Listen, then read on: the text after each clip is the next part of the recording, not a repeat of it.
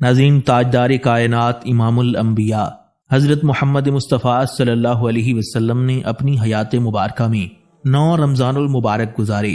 ہجرت کے دوسرے سال یعنی 2 ہجری میں رمضان کے روزے فرض کیے گئے اور پھر نبی علیہ الصلوۃ والسلام نے اپنی حیات مبارکہ میں مسلسل 9 سال رمضان المبارک کے روزے رکھے۔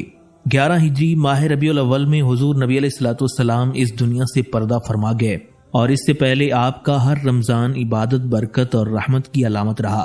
آج کی ویڈیو میں ہم آپ کو بتائیں گے کہ حضور نبی اکرم صلی اللہ علیہ وسلم سحری اور افطاری میں کیا تناول فرماتے تھے، آپ کس طرح سحری کی ترغیب دیتے اور افطاری کو باعث برکت سمجھتے تھے۔ ناظرین، رمضان المبارک کے آتے ہی نبی علیہ الصلوۃ والسلام کی عبادت میں اور بھی اضافہ ہو جاتا۔ آپ عام دنوں کے مقابلے میں زیادہ نماز، دعا اور ذکر کیا کرتے تھے۔ اس مہینے میں آپ صلی اللہ علیہ وسلم کا ہر لمحہ اللہ کی قربت حاصل کرنے میں گزرتا تھا۔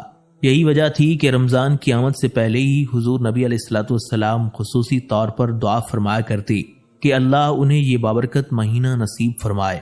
یہی نہیں بلکہ آپ صلی اللہ علیہ وسلم شعبان کے مہینے سے ہی رمضان کی تیاری شروع کر دیتے۔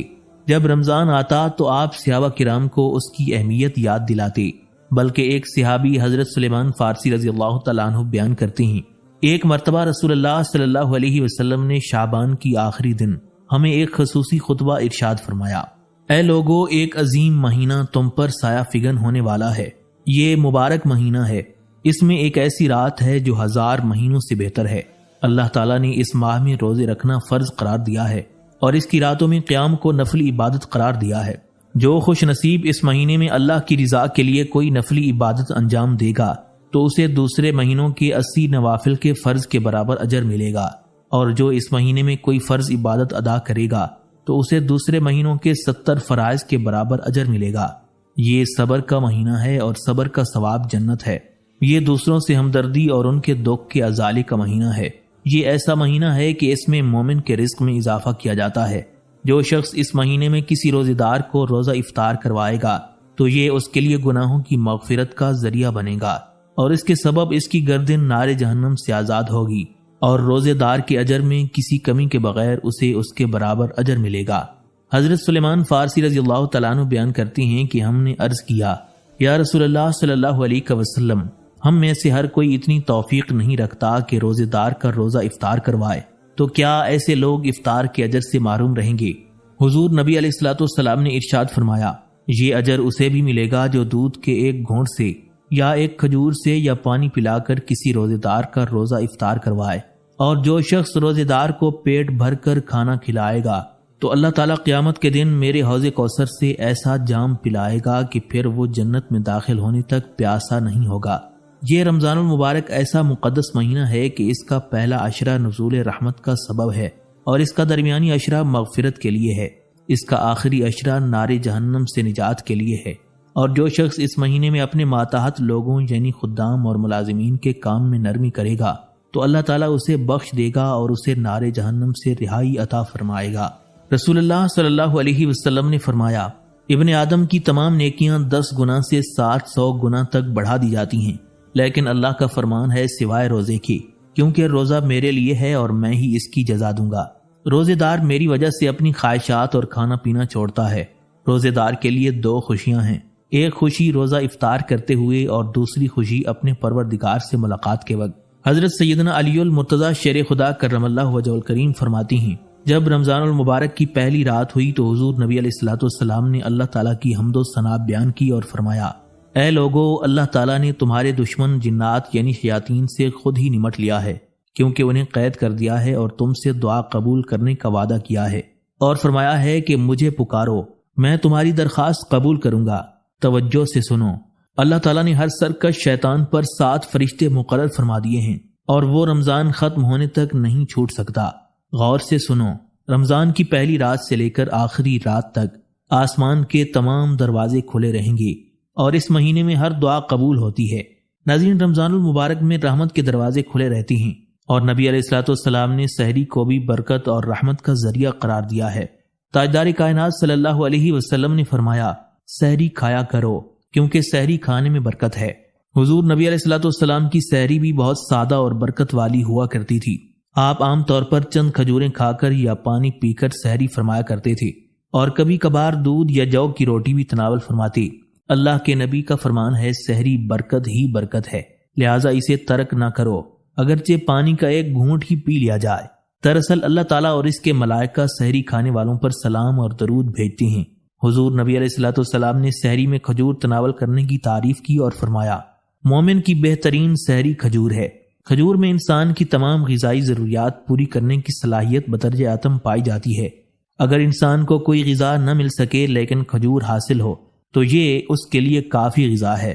موجودہ تحقیق کے مطابق انسان کو اپنی توانائی برقرار رکھنے کے لیے غذا کی جتنی کیلوریز درکار ہوتی ہیں وہ کھجور میں موجود ہوتی ہیں۔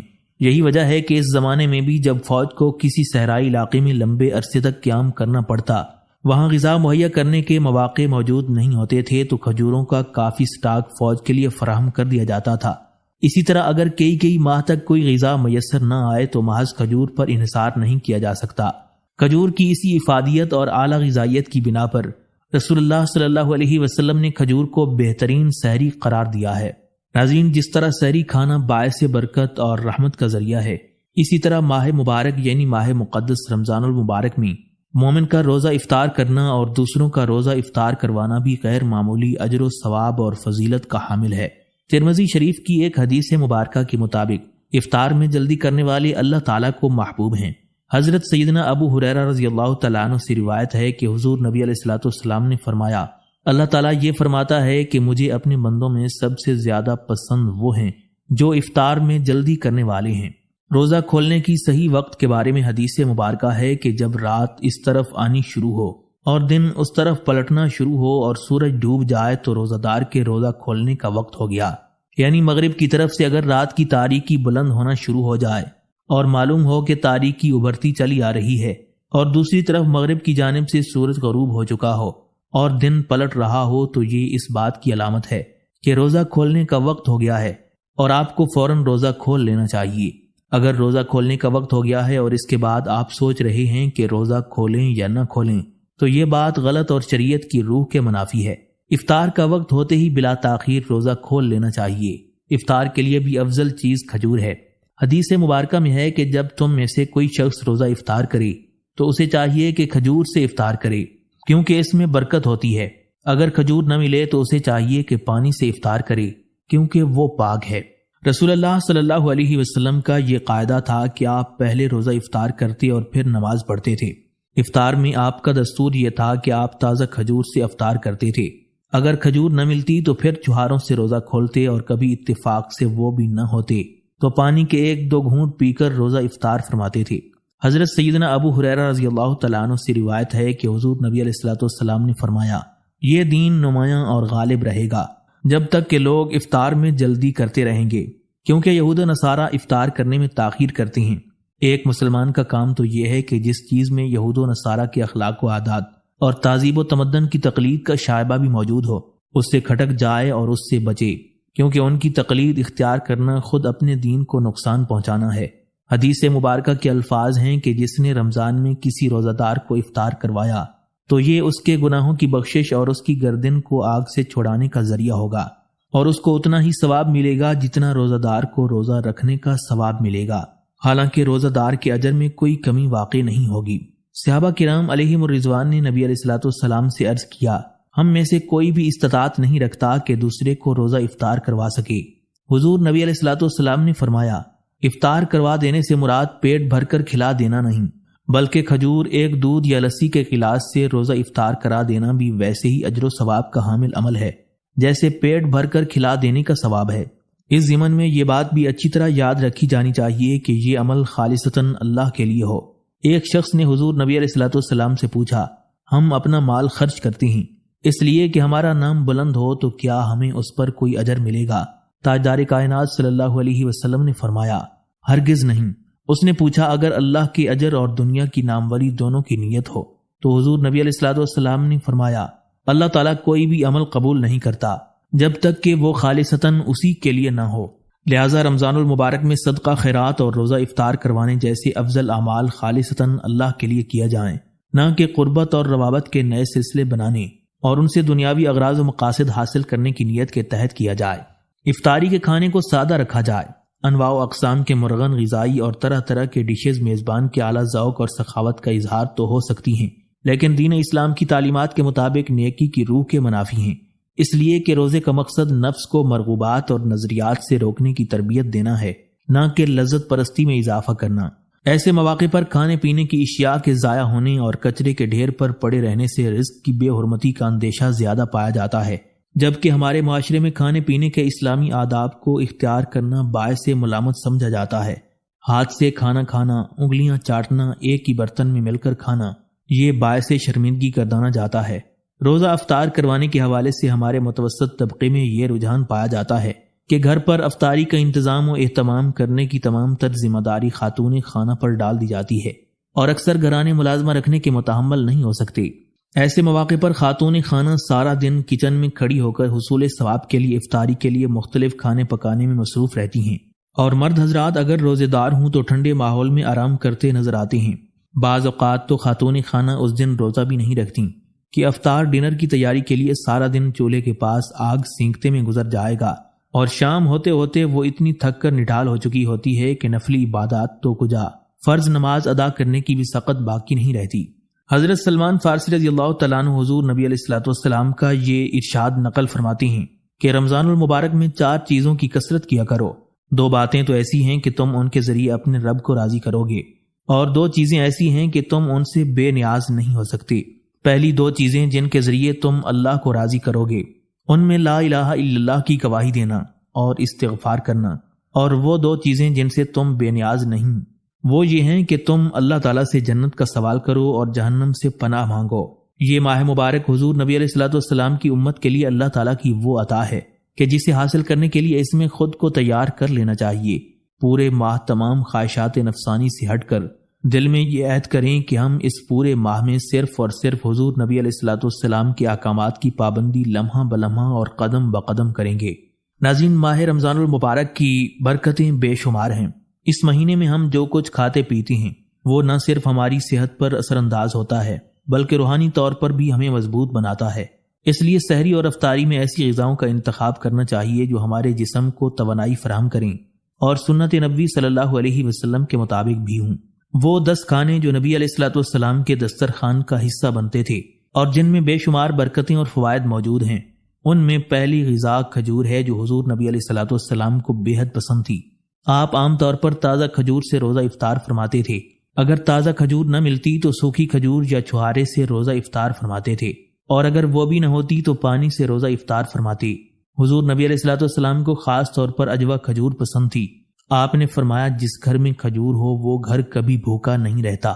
دوسری غذا انگور ہے۔ تاجدار کائنات صلی اللہ علیہ وسلم انگور بڑے شوق سے کھاتے تھے کیونکہ یہ صحت کے لیے بے حد مفید پھل ہے۔ تیسری غذا انار ہیں جو حضور نبی علیہ الصلوۃ والسلام کو بے حد پسند تھی۔ حضور نبی علیہ الصلوۃ والسلام نے فرمایا انار جنت کے پھلوں میں سے ایک ہے۔ چوتھی غذا انجیر ہے۔ انجیر بھی حضور نبی علیہ الصلوۃ والسلام کی پسندیدہ غذاؤں میں شامل تھی۔ آپ صلی اللہ علیہ وسلم نے فرمایا جنت کے تمام پھلوں میں انجیر جیسا کوئی نہیں ہوگا، اس کا نہ چھلکا ہوگا نہ گٹھلی ہوگی، اور یہ کئی بیماریوں کا علاج بھی ہے۔ 5ویں غذا تربوز ہے۔ حضور نبی علیہ الصلوۃ والسلام افطار میں تربوز بھی پسند فرماتے تھے اور اکثر کسی کھجور کے ساتھ ملا کر کھاتے تھے۔ حضرت سیدہ عائشہ صدیقہ رضی اللہ تعالیٰ عنہ فرماتی ہیں کہ نبی علیہ الصلوۃ والسلام تربوز اور کھجور کو ایک ساتھ ناول فرمایا کرتے تھے۔ 6ٹھی غذا دودھ ہے جو کہ تاجدار کائنات صلی اللہ علیہ وسلم کو بے حد پسند تھا۔ آپ صلی اللہ علیہ وسلم بکری کا دودھ زیادہ استعمال فرماتے اور بعض اوقات دودھ میں پانی ملا کر پیتے تھے۔ 7ویں غذا شہد ہے جو کہ آپ کی پسندیدہ غذاؤں میں شامل تھا۔ قرآن مجید میں بھی شہد کا ذکر کئی بار کیا گیا ہے اور اسے شفا کا ذریعہ قرار دیا گیا ہے۔ 8ویں غذا گوشت ہے جو کہ حضور نبی علیہ الصلوۃ والسلام کو بہت مرغوب تھا۔ آپ صلی اللہ علیہ وسلم نے فرمایا گوشت دنیا اور جنت دونوں جگہوں کے کھانوں کا سردار ہے۔ رسول اللہ صلی اللہ علیہ وسلم کو شوربے والا گوشت پسند تھا اور آپ صلی اللہ علیہ وسلم بنا ہوا گوشت بھی بڑے شوق سے کھاتے تھے۔ ایک مرتبہ حضرت ابو عبیدہ رضی اللہ تعالیٰ عنہ بکرا پکا رہے تھے۔ اللہ کے پیارے نبی صلی اللہ علیہ وسلم نے فرمایا مجھے اگلے بازو یعنی دستی کا گوشت پکڑاؤ۔ آپ صلی اللہ علیہ وسلم نے اسے نوش فرمایا اور دوبارہ فرمایا مجھے دستی کا گوشت پکڑاؤ۔ ابھی آپ صلی اللہ علیہ وسلم نے نوش فرمایا، پھر تیسری بار ارشاد فرمایا مجھے دستی کا گوشت پکڑاؤ۔ اس پر حضرت ابو عبیدہ رضی اللہ تعالیٰ عنہ نے عرض کیا، یا رسول اللہ صلی اللہ علیہ وسلم، بکرے کی تو صرف 2 ہی دستے ہوتے ہیں۔ حضور نبی علیہ الصلوۃ والسلام نے فرمایا، اگر تو دیگ میں ہاتھ ڈالتا اور نکالتا تو اللہ تعالیٰ مجھے تب تک دستیاں نکال کر دیتا رہتا جب تک کہ میں نہ رکتا۔ اس کے علاوہ تاجدار مدینہ صلی اللہ علیہ وسلم کو کھجور، دودھ، کدو اور شوربے والی ہانڈی بہت پسند تھی۔ آپ ہمیشہ تازہ روٹی کھاتے تھے۔ معمولی غذا جو کی روٹی آپ پسند فرمایا کرتے تھے۔ آپ صلی اللہ علیہ وسلم بغیر چنے ہوئے آٹے کے موٹی روٹی پسند کرتے تھے۔ 10ویں غذا چاول تھی، جو کہ تاجدار مدینہ صلی اللہ علیہ وسلم کو بے حد پسند تھی۔ ناظرین، احادیث مبارکہ میں ہدایت ہے کہ روزہ دار بےہودہ اور فاحش باتیں نہ کہے، شور و شغل نہ کرے، اور کوئی دوسرا اس سے گالی گلوچ کرے یا جھگڑا کرے تو کہہ دے کہ میں روزے دار ہوں۔ یاد رکھیں، ہاتھ اور زبان سے دی گئی ایذا انسان کو اس روز مفلس کر دے گی جب وہ سب سے زیادہ محتاج ہوگا۔ اس کی تمام نیکیاں ان دعوے داروں پر تقسیم کر دی جائیں گی جو اس کے ایذا کا نشانہ بنے، جن کے حقوق تلف کیے گئے، جن کی عزت پامال کی گئی۔ نیکیاں تقسیم ہونے کے بعد بھی دعوے دار ختم نہ ہوئے تو دعوے داروں کے گناہ اس پر ڈالے جائیں گے، اور پھر انجام جہنم کی اتھاہ گہرائیوں کے سوا کیا ہو سکتا ہے۔ فیصلہ کر لیں کہ رمضان المبارک کی ان مبارک ساعتوں میں کسی سے چیخ چلا کر بات نہ کریں، کسی سے لڑائی نہ کریں، کسی کے بارے میں کوئی بات نہ کہیں، سامنے ہوں یا پیٹھ پیچھے۔ اس وقت زبان کی حفاظت سب سے مشکل کام ہے، اور اس کی حفاظت سے تمام کام سدھر جاتے ہیں، اور حفاظت نہ کرنے سے نیکیاں وارد ہو جاتی ہیں۔ اگر ہم نے اس خیر و برکت کے عظیم مہینے سے استفادے میں کوئی کوتاہی کی تو یہ مہینہ اپنا فرض پورا کرنے میں غفلت نہیں کرے گا۔ یہ نہ صرف ان لوگوں کو سعادت اور خیر و برکت سے نوازتا ہے جو اس کے طلبگار ہیں، اور جو غافل رہے تو ان کے حصے میں شقاوت اور بدبختی کے سوا کچھ نہیں۔ اس کی نوازشات اور عنایات تو دنیا و آخرت دونوں جگہ نفع بخش ہوں گی۔ اللہ رب العزت ہمیں اس ماہ مقدس رمضان المبارک کا ادب و احترام کرنے کی توفیق عطا فرمائے، اور زیادہ سے زیادہ اپنا وقت عبادات میں گزارنے کی توفیق دے۔